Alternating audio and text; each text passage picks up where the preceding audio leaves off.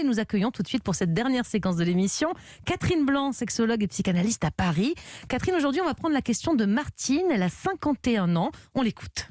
Bonjour Jimmy et Mélanie, et je vous envoie ce message car j'ai 50 ans. Je suis en couple depuis plus de 24 ans et c'est compliqué sous la couette. Je n'ai jamais commencé les rapports sexuels avec mon ami parce que j'ai toujours peur de passer pour une provocatrice. Et en même temps, si je ne fais rien de son côté, il fait rien, il s'endort et c'est très embêtant pour moi. Alors, est-ce que je devrais prendre les devants d'après vous ? Je vous remercie de votre réponse. Bonne journée à vous. Catherine, alors cette dame, elle semble pas à l'aise à l'idée de discuter de sexe avec son mari. Est-ce que c'est le problème là, finalement, c'est pas tellement le sexe, c'est la communication, si je comprends bien.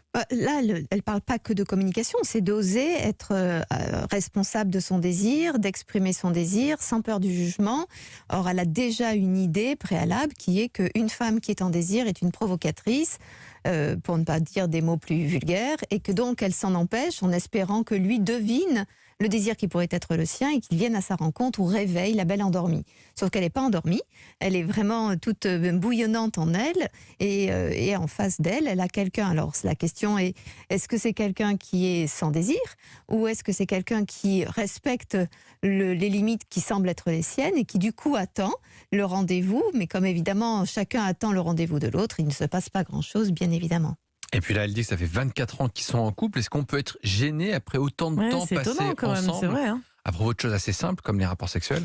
Vous dites ça aussi parce que vous appartenez à une génération qui parle de sexualité, ou en tout cas qui est dans un bain où le sujet de la sexualité, la sexualité de l'homme, de la femme, du couple, du désir féminin, ça fait partie de l'environnement audible aujourd'hui. On va parler de ma génération, celle de Mélanie.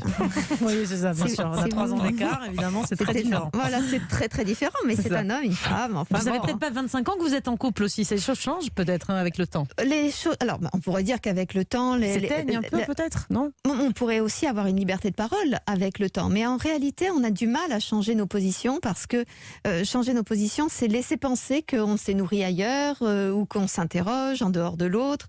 Et souvent, les couples s'enferment dans leurs limites de départ, leur pudeur de départ. Et si pour une raison ou une autre, elle a l'idée qu'une femme, dans son expression sexuelle, n'est pas une femme digne de ce nom, c'est une femme de petite vertu, eh bien, finalement, elle n'y parvient pas. Et donc, elle attend d'être rejointe par quelqu'un qui a eu l'habitude de fonctionner comme ça. C'est étrange, je trouve, comme ce genre de questions. 25 ans, je crois, ou 24 ans après le début d'une vie de couple, j'ai l'impression que c'est presque des questions qu'on se poserait au début, de ne pas savoir parler l'un avec l'autre. Là, ça veut dire que c'est un couple qui, forcément, n'a jamais parlé de ces sujets-là. Ou est-ce qu'on peut devenir, entre guillemets, plus timide ou plus gêné l'âge avançant ? Non, je pense que c'est plutôt, on a toujours été comme ça. Simplement, au prétexte de la jeunesse, on faisait d'autres choses et ça se faisait autrement et ça se faisait sur de l'impulsion de se séduire, l'impulsion de faire des bébés, etc. Et qu'aujourd'hui, il n'y a plus toutes ces bonnes raisons d'aller vers la sexualité. Donc, il faut trouver les vraies raisons de la sexualité, c'est-à-dire le désir et le désir pour soi, mais aussi le désir pour l'autre. Et que du coup, les couples ont très peur de faire bouger leur relation en changeant les codes de leurs échanges. Ils ont très peur de tout ce qui pourrait déstabiliser quand les relations sont parfois un peu fragiles. On peut se prendre la mouche un petit peu surtout. On peut se sentir agressé. Donc du coup, on n'ose pas aborder des sujets de fond et du coup, on parle plutôt des courses et du repas à venir plutôt que l'essentiel en fait. Mais imaginez si son mari se dit exactement la même chose, de son côté il attend, en fait c'est un cercle vicieux sans fin. Et oui, vous avez des couples comme ça qui parlent pain, beurre, chocolat. Tous les sujets dont la sexualité fait partie, mais c'est aussi les sujets de mort, les sujets de projet ou de reconsidérer sa vie, reconsidérer ses valeurs. Eh bien, ça, les gens n'osent pas parce qu'ils ont peur de remettre en question, de remettre sur la table carrément la relation. Alors que c'est justement ce qui nourrit la relation. Du coup, on finit par parler des choses les plus basiques de notre petit quotidien et chemin faisant, on s'enferme et on s'endort. Très rapidement, qu'est-ce qu'on peut conseiller à Martine pour briser la glace, en tout cas comme ça, là, à l'instant T ?